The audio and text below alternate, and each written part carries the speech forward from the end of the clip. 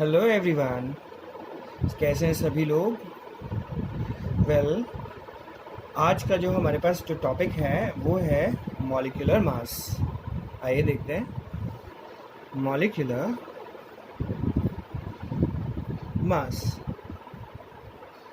Basically इसका definition first of all आपको आना चाहिए।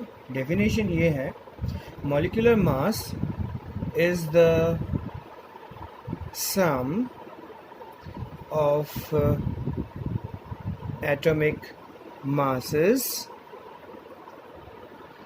of the elements present in a molecule. Clear? So this is the definition. So particular molecular mass को समझने के लिए एक छोटा सा एग्जाम्पल हमें यहाँ लेना है, और यहाँ हम एग्जाम्पल ले रहे हैं, और वो एग्जाम्पल है, सपोज कीजिए, मीथेन का। Right, methane. अब सब लोग जानते हैं मीथेन का फार्मूला क्या होता है। क्लास 10th में आपने स्टडी किया था। मीथेन होता है CH4। इस CH4 में कार्बन जो है आपके सिंगल नंबर्स में है, और अगर हम हाइड्रोजन का नंबर देखें तो यहाँ हाइड्रोजन जो है वो 4 नंबर। कार्बन का जो मास होता है ये होता है आपके 12.011 यूनिट में, ये MU यूनिट हम निकालते हैं। और अगर हाइड्रोजन का मास कैलकुलेट किया जाए तो ये एवरेजन आता है आपके 1.008 unit. Right, so this is the mass of hydrogen. तो आइए देखते हैं मीथेन का मॉलिक्यूलर मास क्या होगा। तो मॉलिक्यूलर मास कैलकुलेट करने के लिए सबसे पहले कार्बन के नंबर्स लीजिए। कार्बन का नंबर 1 हो गया, राइट, 1 नंबर में है। इसको मल्टीप्लाई कीजिए इसके एटॉमिक मास से। एटॉमिक मास कितना हुआ, 12.011। जो भी आएगा वो किस में आएगा, यूनिट में आएगा। अब प्लस कीजिए, यहाँ हाइड्रोजन्स के नंबर कितने हैं, 4 है। इसको मल्टीप्लाई कीजिएगा हाइड्रोजन का जो आपके एटॉमिक मास है, दैट इज़ 1.008। नेचुरली ये भी यूनिट्स में है। अब इनको आप ब्रैकेट्स में ले सकते हैं, सेपरेट कर दीजिएगा। अब इसको अगर मल्टीप्लाई किया जाए तो हमारे पास आएगा 12.011 यूनिट में, और यहाँ पर ये आपके आएगा इट्स 4.0 इट्स 32 यूनिट में। अगर इसको आप कैलकुलेट करें तो आपके पास जो एवरेजन एक आंसर आएगा 16.043 ये यूनिट में आ गया। क्लियर? तो इस मीथेन का जो मॉलिक्यूलर मास हुआ वो कितना हुआ, 16.043 unit. Alright, I hope so सबको समझ में आ गया होगा। ये बहुत छोटा सा एग्जाम्पल है। आइए कुछ और एग्जाम्पल्स जो हैं वो देखते हैं। Well, we can take one more example. Suppose कीजिए हमें कैलकुलेट करना है मॉलिक्यूलर मास ग्लूकोज का। तो ग्लूकोज का फार्मूला हुआ C6H12O6, कुछ इस तरह से। इसका हमें मॉलिक्यूलर मास अगर कैलकुलेट करना है तो कैसे करेंगे। तो फर्स्ट ऑफ ऑल देखिए नंबर्स कितने हैं। कार्बन के नंबर 6 हैं तो 6 लिखिए, और इसका मास, कार्बन का एटॉमिक मास हुआ आपके 12.011 यूनिट्स में, राइट। प्लस कीजिए, अब हाइड्रोजन्स के नंबर चेक कीजिए। हाइड्रोजन्स के नंबर 12 है, राइट। हाइड्रोजन का मास जो हुआ वो हुआ 1.008, ये भी नेचुरली यूनिट में लिखिएगा।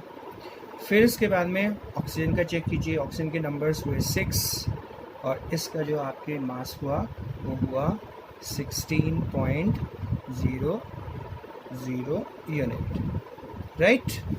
कुछ इस तरह से। अब इसको थोड़ा कैलकुलेट कर लिया जाए। It's 12, 60, 72 around, so 72.066 unit.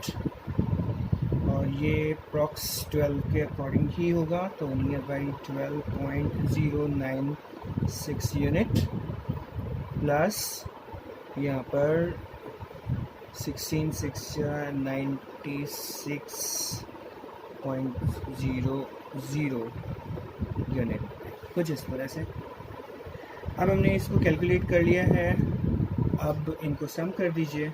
सम करने के बाद में आपके पास जो आंसर आएगा वो आएगा 180.162 यूनिट, राइट। तो इस तरह से हम ग्लूकोज का मॉलिक्यूलर मास कैलकुलेट कर सकते हैं। तो बहुत आसान है निकालना, राइट।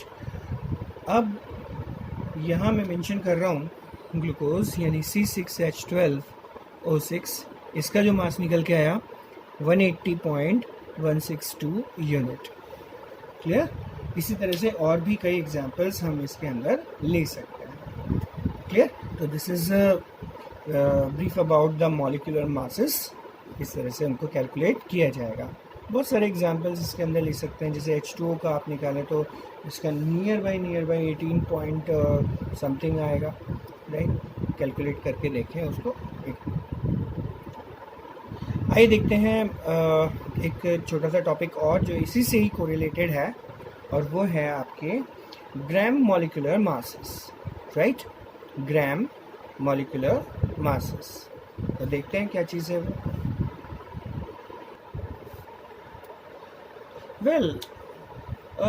बच्चे जो हैं ज़्यादातर ये सोचते हैं कि जो मॉलिक्यूलर मास है और ग्राम मॉलिक्यूलर मास जो है वो दोनों एक ही होता है, लेकिन एग्जैक्टली ऐसा नहीं है।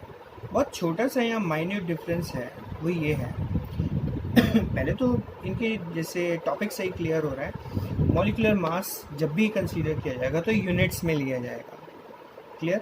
लेकिन जब भी ग्राम मॉलिक्यूलर मास के बारे में बात की जाएगी तो हमेशा यहाँ यूनिट कंसीडर नहीं किया जाएगा। जैसे हम बात करें CH4, राइट।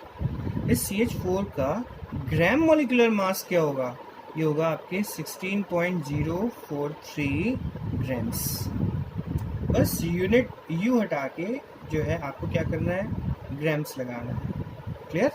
इसी तरह से ग्लूकोज का C6H12O6, इसका ग्राम मॉलिक्यूलर मास क्या होगा आपके 180.162 grams. But you have to apply what grams here in place of what unit. So this is the basic difference between the molecular mass and the gram molecular masses, right? Next जो topic है हमारे पास उसे हम कहेंगे आपके formula mass. आई समझते formula mass. Well, this is the formula mass for you. Formula mass जो है केवल उन्हीं आपके मॉलिक्यूल्स के लिए हम कंसीडर कर सकते हैं, उन्हीं आयनिक कंपाउंड्स के लिए स्टडी कर सकते हैं जिनका एक पर्टिकुलर 3D कंस्ट्रक्शन है, और कुछ कंस्ट्रक्शन कुछ इंटरेस्टिंग वे में इस तरह का है, जैसे complicated one, it's a very complicated one. For example के लिए हम जैसे NaCl का स्ट्रक्चर लें, तो NaCl का स्ट्रक्चर यहाँ पर देखें गौर से तो आपको साफ नज़र आ रहा होगा कि यहाँ ये जो कंप्लीट लेटिस है, लेटिस के सेंटर पॉइंट पर एक सोडियम आयन है, Na+ आयन है, राइट, ओके। और इसके चारों तरफ ये ब्लैक डॉट्स जो देख रहे हैं आप, ये Cl नेगेटिव आयन्स हैं, राइट। तो बेसिकली यहाँ पर Na+ जो है वो 6 Cl नेगेटिव आयन से क्या हुए, आपके कवर्ड हुए, क्लियर है। इसी तरह से इस सेंटर पर अगर मैं Cl- यानी कि ब्लैक वाले आपके आयन्स रखता हूँ, तो ये जितने भी इस तरफ जो आयन्स होंगे दूसरे, वो 6 कौन से होंगे, आपके Na+ के आयन्स होंगे। तो बेसिकली यहाँ पर ये कह सकते हैं कि जैसे कुछ एग्जाम्पल, जैसे आयनिक कंपाउंड, जैसे हमने NaCl लिया, KNO3 लिया, KCl लिया, Na2CO3 हुआ, जितने भी ये आयनिक कंपाउंड्स होते हैं वो आपके एक फ्री मॉलिक्यूल की तरह नहीं रहते, राइट। तो उनका एक क्लस्टर और 3 डायमेंशनल स्ट्रक्चर होता है, राइट। तो उसके रिस्पेक्ट में हम केवल कंसीडर करेंगे फॉर्मूला मास, ना कि मॉलिक्यूलर मास, राइट। यहाँ अगर हम कंस्ट्रक्शन देखें तो NaCl का कुछ इस तरह का होगा, ZnS का कुछ डिफरेंट होगा, CF2 का और डिफरेंट होगा, ठीक है। ये क्लास आप 12th के अंदर स्टडी करेंगे किस तरह के क्या कंस्ट्रक्शंस होते हैं, ठीक है। आई होप सो समझ में आ गया होगा। यहाँ पर इनका जो रेशियो होता है Na+ और Cl नेगेटिव का, वो आपके 6:6 होता है, राइट। जैसे यहाँ मेंशन किया Na+ it's surrounded by 6 Cl negative, right. और अगर सेंटर में Cl नेगेटिव में 1 ये रखता हूँ यहाँ पर, तो 6 Na+ जो होंगे वो आपके आयन से कवर्ड होंगे, कुछ इस तरह से। अगर इसका हम फार्मूला मास निकालें NaCl का, तो एटॉमिक मास सोडियम का हुआ 23.0 यूनिट, और यहाँ पर आपके Cl का एटॉमिक मास हुआ 35.5। क्लियर है? दोनों को ऐड कीजिए, आपको मिल जाएगा formula mass of NaCl, right. So this is the basic difference between the molecular mass and the gram molecular mass and the formula mass, right? I think ये सबको clear हो गया होगा। Well, one more topic that is very important, which has been called the mole concept.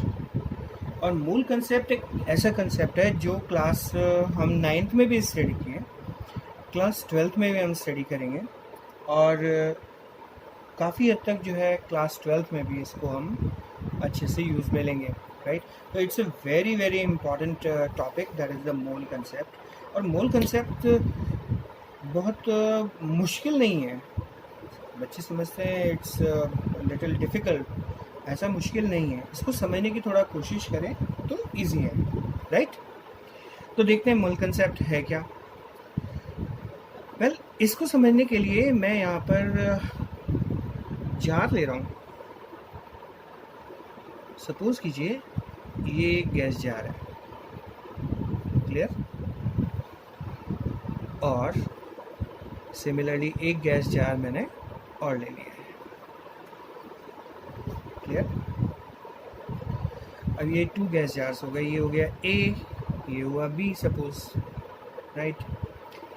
इस A jar में हमने एक gas के मॉलिक्यूल्स लिए, और वो पर्टिकुलर गैस जो है वो सपोज कीजिए हीलियम है, right. Helium gas, it means only pure helium atoms are there in this A jar, clear। यहाँ इस B जार में हम ले रहे हैं एक और गैस, सपोज कीजिए ये गैस के एटम्स यहाँ मौजूद हैं, एटम्स बोला है मैंने, तो ये सपोज कीजिए आर्गन है, clear। So 2 separate gases, they are taken in you can say separate jars। आप देख सकते हैं यहाँ पर हीलियम गैस और आर्गन गैस, इनके एटम्स हैं, right, because they are the noble gases.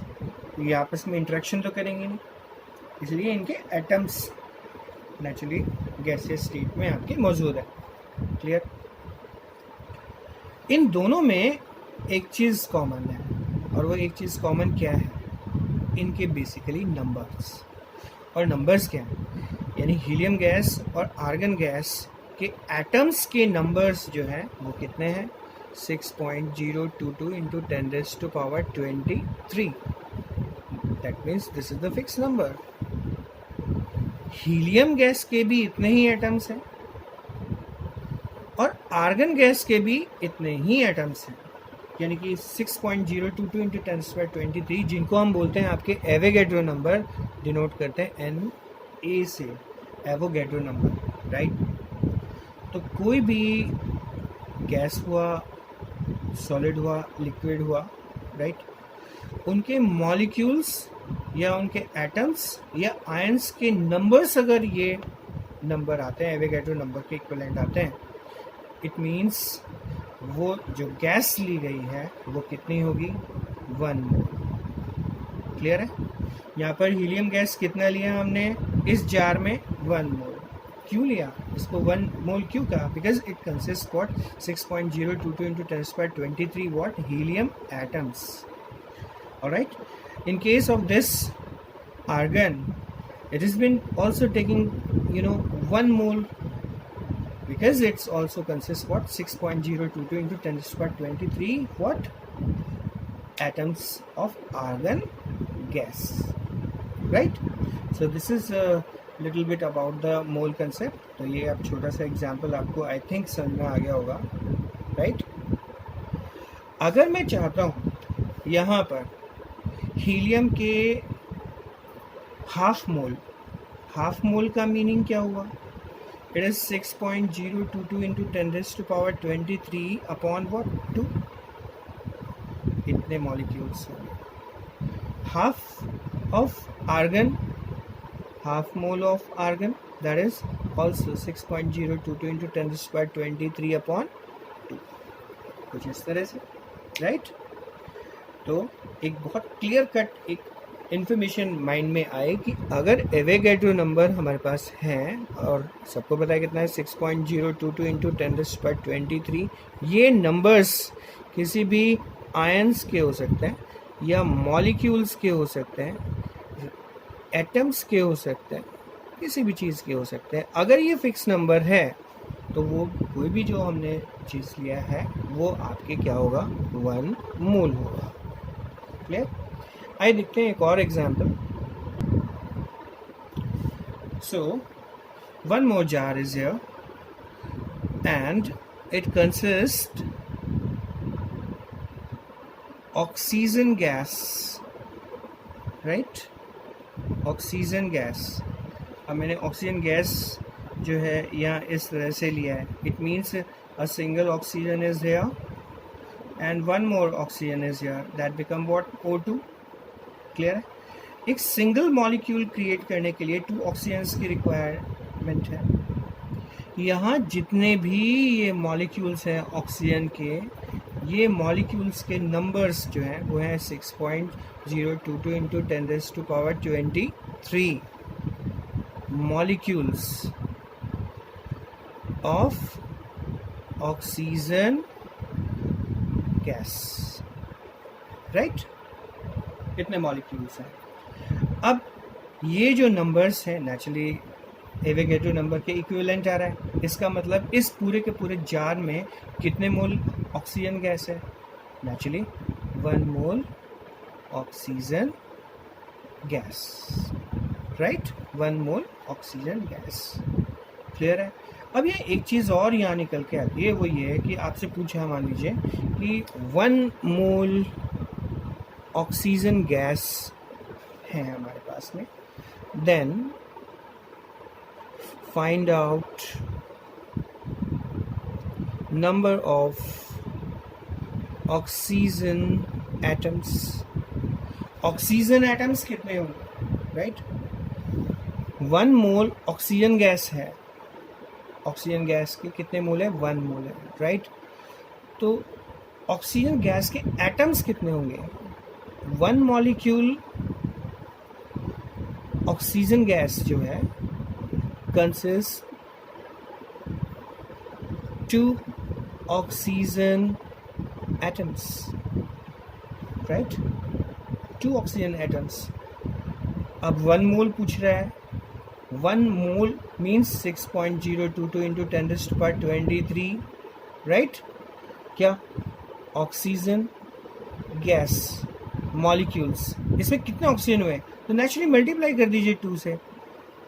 6.022 into 10⁻23 equal to into 2, approx कितना आएगा?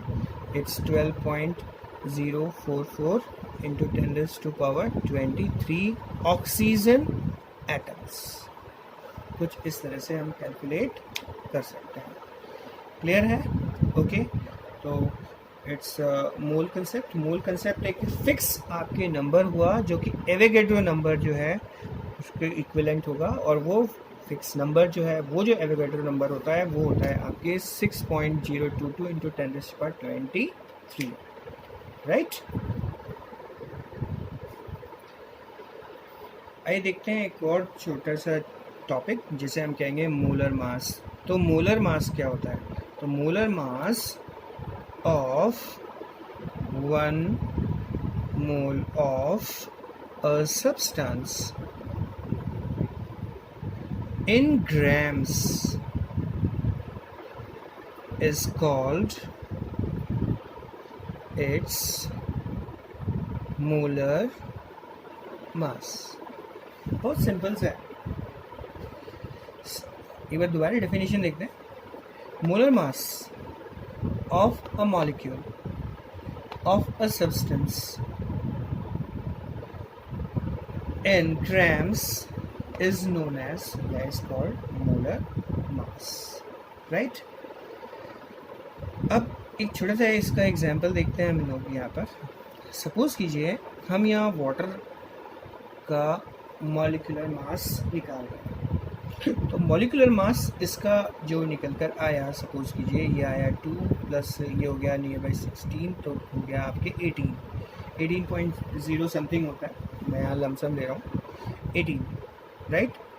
अब इसको मैं ग्राम मॉलिक्यूलर मास में कन्वर्ट करता हूँ तो ग्राम लगाना पड़ेगा, राइट।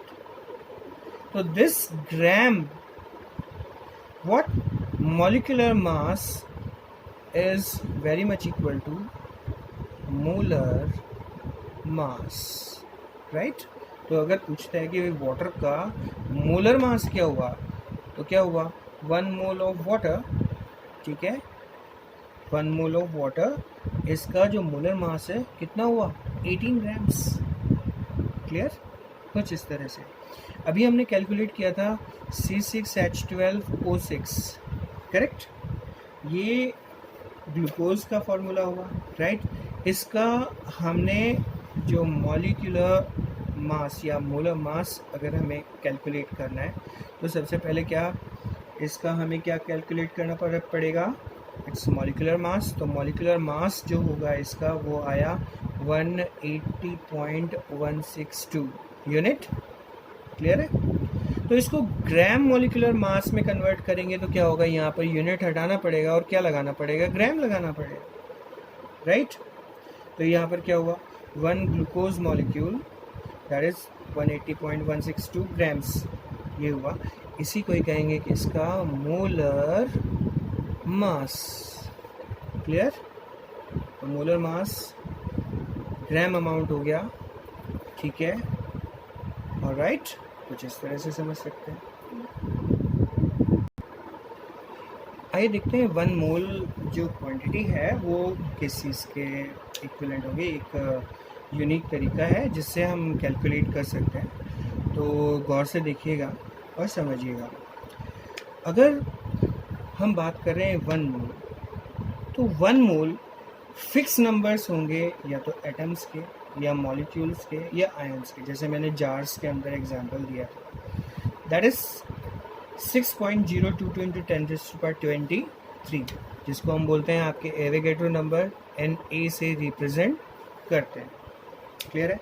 तो 1 mole is the fix quantity of what atom, molecules or ions or whatever, that is the Avogadro number, that is called 1 mole quantity wise this is the definition of what 1 mole। अगर हम बात करें ग्राम molar mass के लिए, तो कोई भी molecule का मास आप अगर लिख लेते हैं ग्राम मॉलिक्यूलर मास, वो ग्राम मॉलिक्यूलर मास 1 मोल के इक्विवेलेंट होगा। क्लियर है? जैसे एग्जांपल अभी पहले दिया था, वाटर का एग्जांपल दिया था, तो वाटर के अंदर क्या दिया था, वाटर का जो आपके ग्राम मॉलिक्यूलर मास कितना आ रहा था 18, तो 18 ग्राम्स अगर मैं वाटर ले लेता हूँ, right, that will be equivalent to what 1 mole. Clear है? मान लीजिए एक ग्लास में, राइट, मैंने वाटर जो है प्योर वाटर 100% प्योर वाटर जो है लिया है, वो आपके लिया है 18 ग्राम्स। 18 ग्राम्स जो आपके वाटर है H2O है, ठीक है, तो नेचुरली क्या बोलते हैं, ये क्वांटिटी 1 मोल के इक्विवेलेंट हो जाएगी। कुछ इस तरह से ग्लूकोज का जैसे हमने लिया 180, तो 180 ग्राम्स अगर हम ग्लूकोज ले लेते हैं तो that is also what 1 mole quantity. कुछ इस तरह से। अगर हम वॉल्यूम के रिस्पेक्ट में चेक करें तो वॉल्यूम लेंगे तो गैसेस का हम कंसीडर करेंगे, तो यहाँ अगर स्टैंडर्ड टेम्परेचर प्रेशर पर अगर कंसीडर किया जाए तो गैसेस का वॉल्यूम अगर 22.4 लीटर अगर हम कंसीडर करते हैं लेते हैं तो उसमें फिक्स नंबर ऑफ क्या होंगे, एटम्स, मॉलिक्यूल्स और आयंस होंगे। कौन से? वही 6.022 इंटू 10⁻23, जैसे हमने बताया था गैल्यूसेक लॉ के अंदर, राइट। ठीक है, तो इस मोल कंसेप्ट को आप थोड़ा सा और स्टडी कीजिए, ठीक है, और आई होप सो सबको क्लियर हो गया होगा, समझ में आ गया होगा mole concept. Alright, bye bye.